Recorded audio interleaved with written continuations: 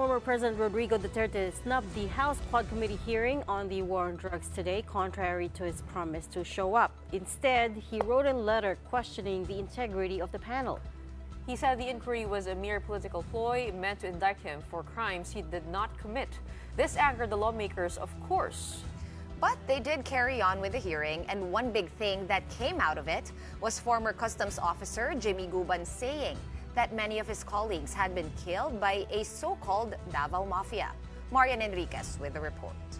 He has promised us, this committee, through his letter, that after November 1, he will be present in today's hearing. Ano to? Naglulukuhan tayo dito? House Committee on Public Accounts Chairman Stephen Caraps Paduano could not contain his frustration when former President Rodrigo Duterte failed to attend the Quad Committee's hearing on the war on drugs once again.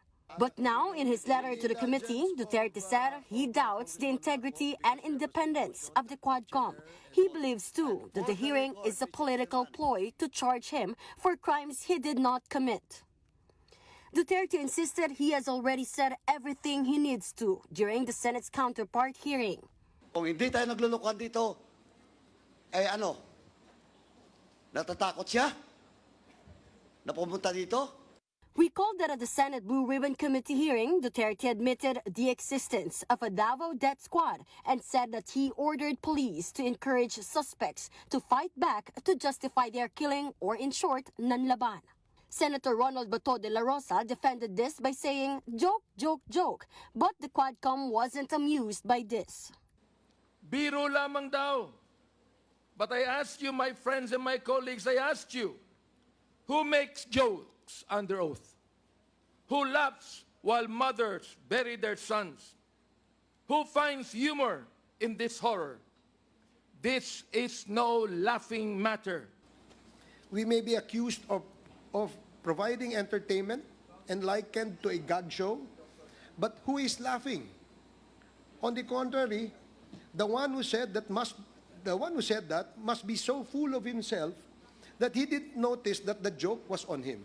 Meanwhile, former Customs Intelligence Officer Jimmy Guban wasn't able to contain his tears during the hearing. He and dismissed Colonel Eduardo Acierto linked the Duterte family, former Presidential Economic Advisor Michael Yang, and Chinese businessman Alan Lim to the illegal drug trade in the country. Because of this, according to Guban, De La Rosa and Duterte themselves set up a reward to have him killed.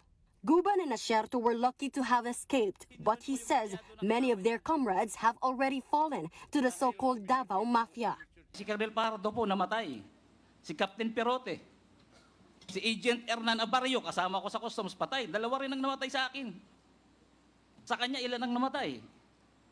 Dahil po dyan, sa Davao Mafia, and their purpose to save the Queen, in order to become the next president. That is how, ganun nila ginawa, lahat patayan. Guban did not say who the Queen is, but there have been speculation that Vice President Sara Duterte may be interested in the presidency in 2028, which she has repeatedly denied.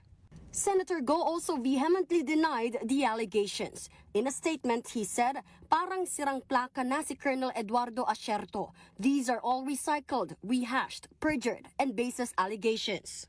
Hindi ko kilala yang si Mr. Acierto. Hindi ako interesado sa kanya. Wala akong ideya at all sa sinasabi niya. Meanwhile, the Quad Committee has also issued a subpoena for Senator Go's aide, Ermina Espino, otherwise known as Muking, for failing to attend the hearing.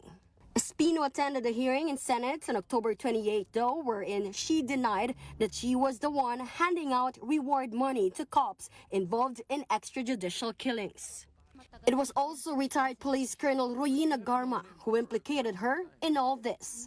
For News 5, I'm Marian Enriquez. We are One News.